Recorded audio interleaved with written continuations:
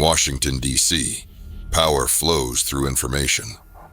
But what happens when the most sensitive military intelligence in the world ends up on the wrong phone? In the halls of power, a national security advisor makes a fatal miscalculation. On the other side of the world, a special forces team walks into a perfectly orchestrated trap. When the dust settles, 4 American soldiers are dead, 3 more captured. And the most catastrophic intelligence breach in modern history is just beginning to unravel. Signal Lost, a 6-part podcast thriller about betrayal, courage, and the devastating consequences of a world where even our most guarded communications are never truly secure. When everyone is listening, nowhere is safe. Signal Lost. Available wherever you get your podcasts.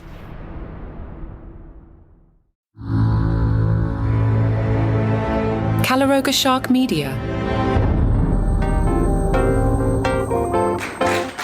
Hey there, I'm Johnny Mac with your daily comedy news. Remember Louis C.K.? He did some stuff and then we canceled him and we never heard from him again. Well, he's kicking off a year-long tour April 17th with 2 sold-out dates in Winnipeg, Canada. The tour continues through April 4th, 2026. I didn't misspeak there. Yeah, this is going to go on for a year. CK had done an email blast explaining to his fans, I'm working out in many clubs now. He played a club right in my town. I didn't know that it was happening until it was quite sold out. And plus, I think I was heading on vacation somewhere. So it's kind of like, I'll just stay home. That reminds me, though, I should probably check in to see who is playing that place. Just checked. Nobody super major that they've added. But they've got Rachel and Adrian. Okay, not too bad. CK said, I'm working out in many clubs now, and through the next few months getting the new joke stories and general stupidities ready for the tour. I took about 2 years off before this tour, and I'm very glad I did. I'm having a great time on stage now, and I'm excited to share this crap with all of you. I hope you can come because I like you, and I'm not afraid of you. CK signed off the email blast. Happy to be lucky to be alive. For those of you wondering what I've been doing, I've taken up sculpture, clay and stone, and drawing with charcoal. I've written a novel, and I'm working on a second. That about wraps it up on me. But it's true. It's the part of the brain that knows how to reflexively care for a child because it isn't as easy as babysitting, like it's your mother's intuition. Those are the eyes in the back of your head. All those senses that are in fact overdeveloped because you're inflamed when you become a mom. So it's the reason why I can anticipate what my child might need or why a mom can do that. So while you're out looking for your phone, you're still making sure your child doesn't fall or grab a knife. So there's a give and take. I often forget to use the turn signal now, but at least I know my daughter's favorite foods. LA Times, how do you balance mom brain with comedy? I don't know if it's a balance. A balance just suggests you haven't fallen so off-kilter that you're in some sort of mental facility. And I know that women often get asked about that. There is no balance. There's just doing it. I just get up, I put one foot in front of the other, and I do the best I can. And I know from watching other moms, I've decided to never come down too hard on myself. Like, you're really doing the best you can. And the good news is your kid doesn't know any better. And you just do it to the best of your ability, knowing that you'll be faulted for much in the way you faulted your parents. Anything you did and didn't do anyway, we might as well have let them have that cookie. Eliza said, the consistency of getting up in those clubs year after year and knowing everyone, that's the one consistent thing in my life over the last 20 years, and it's always been something that brought me such joy, and I love my fans so much, but your heart is broken when you're not with your kids, and then when you're with them, you're like, oh, I need a break, but it's a weird thing, like you become 2 different people. When I leave home to do the shows, I just have to know that my heart is in pieces, but I got this amazing job. But I can't say that I get the joy from being on the road the way I did before. Like, I've been to Pittsburgh, I've been to Austin, I've been to the gift shops, I've been to the bars, I've eaten the steak. All I want to do when I get off stage is go to sleep so I can get home the next day. Well, that's called turning 40, Eliza. Welcome to the club. I don't know how old Eliza is. How old is Eliza? 42. Yeah, you turned 40. That's what happened there. You just want to go to bed. I got to a point where if you start a sentence with, hey man, do you want to go to... No, I don't. I don't care what the rest of the sentence is. And, you know, the odds of you going, see the Rolling Stones, I have backstage passes, then I'd be like, oh, wait, oh, no, yeah, I can go. But for the most part, hey, John, do you want... No, I just want to sit home and watch TV. I'm old. That's why I really like a friend of the show, Jason Zinneman, who has counseled me that, you know, it's okay to watch a comedy clip online. Thank you, Jason Zinneman, friend of the show. Eliza said, when you're a woman, you're always going to get asked more about your children than men do. And for me, that was a bit of a stutter step because even to begin talking about something as life-changing, life-affirming, and life-shattering as having kids, these are waters that you've never navigated before. And I've gotten horrific comments like, you're not going to talk about your kids, are you? which is disheartening because men get to do that. And it's like, oh, that's so charming. Give them a sitcom. But when women do it, it's seen like, oh, well, she's unaffable now. She has kids. That's not going to be for me. I'm just reacting to that. I don't think that way, but I guess people do. That's awful. Eliza says, I also have a lot of hot takes about other things.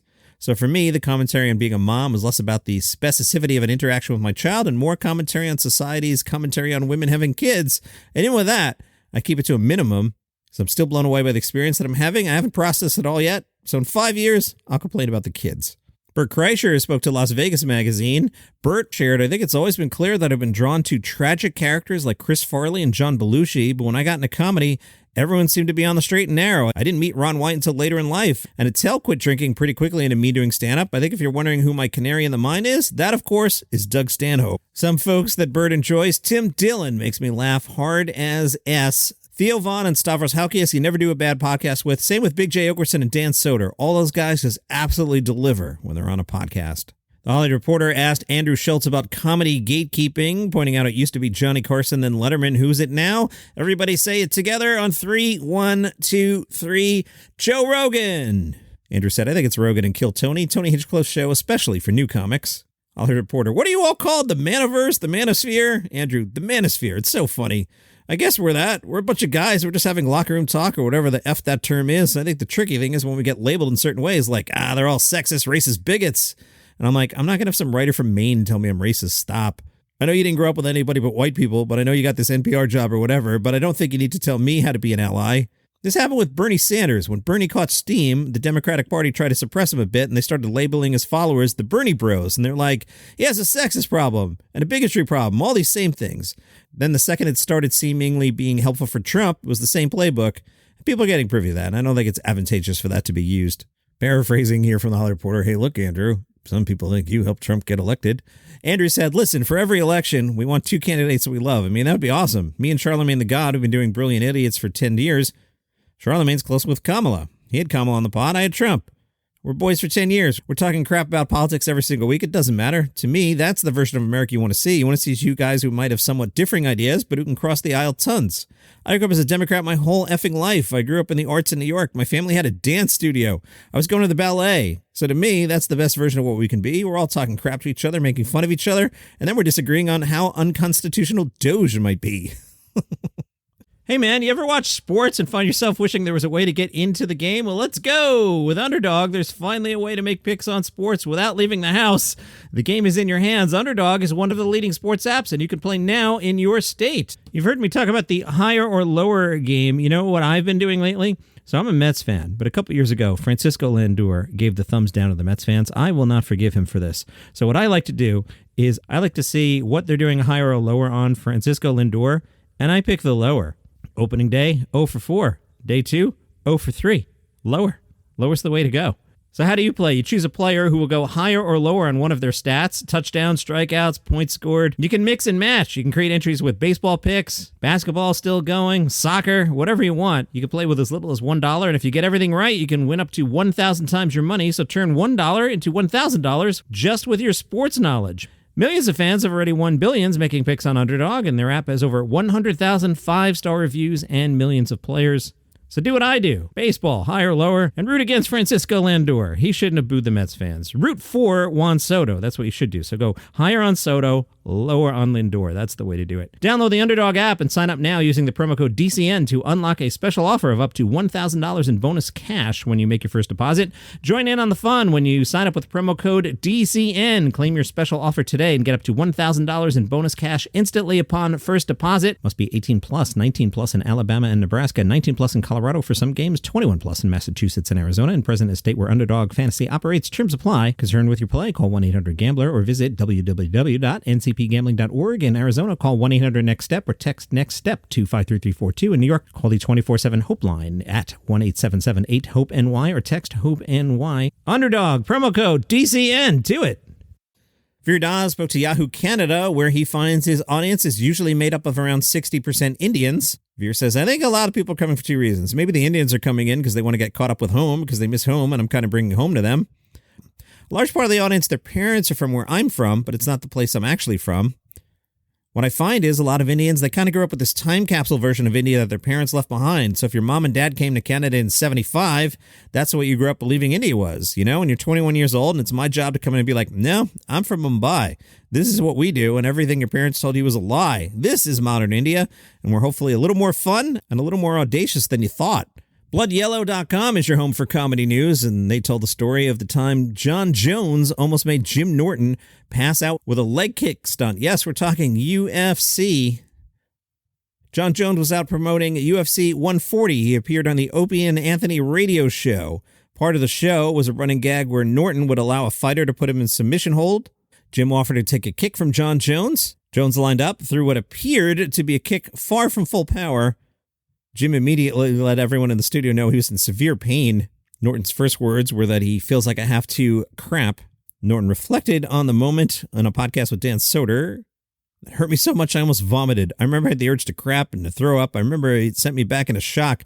He put his shit into my thigh, and it was fight week too, a bad week, and he also choked me. I remember I went to the bathroom and I was like, I think I'm going to pass out. Jolt News caught up with comedian Sam Miller, who can work both clean and dirty. Miller said, there's a lot of comics that I think it's not really art if you have to follow rules. I'm very proud that I can switch back and forth because a lot of other comics can't work clean, and I don't mind at all. Sam started in comedy through the 12 Steps program, explaining, I never thought that comedy was like a thing for a guy like me. It didn't seem like it was possible. I thought there was no way people would laugh at this stuff. I don't talk about these issues with an air of shame. There's nothing to be ashamed about. Addiction is a disease, and the AMA says it's a disease. People wanted it to be better immediately, but there are no easy solutions. There's so much stigma on being a drug addict and homeless, and then you start talking to people and realize even though drug addiction was a very personal problem for me, it's a very visible public, social, and political problem. Comedy is a jovial place where we can all laugh together and create amity and camaraderie. And Jason Alexander was recently on Tom Papa's podcast, and Jason said, here's the truth. It's kind of a weird truth. The only one of the core four I really got to know over the 9 years of Seinfeld was Julia. Jason said he became more aware of how little he knew Michael Richards after reading Richards' book. Jason said, I got in touch with him and I said, I love the book, but here's what's sad. I don't think I met this guy. You were doing stuff I wasn't even aware of. Jason explains Michael's process was so isolated in some ways, and I didn't want to interfere with that process. Jason says that Jerry Seinfeld didn't open up to his castmates at all. I don't find that the least bit surprising, but Jason explains that Jerry wasn't just acting, he was working on other aspects of the show. He came down, we had fun, we enjoyed each other, and it was a lot of laughs, and I know some things about what was going on in his life, but I wasn't a confidant. He's down, he's rehearsing with us, and then he's in the editing room, or he's in the casting office, or he's writing, he's doing something else, so I didn't hang out with Jerry, and as a result, I don't really know him all that well. So it's kind of sad, isn't it? Like, I get it. And if you ever met Jerry, I wouldn't use the word warm. He's not a douche. He's just like, he's exactly what you think he is. Like, he comes in, he's not impressed. He doesn't want anything. He's not like, hey, I got to have a bottle of champagne. He's just there to do the job.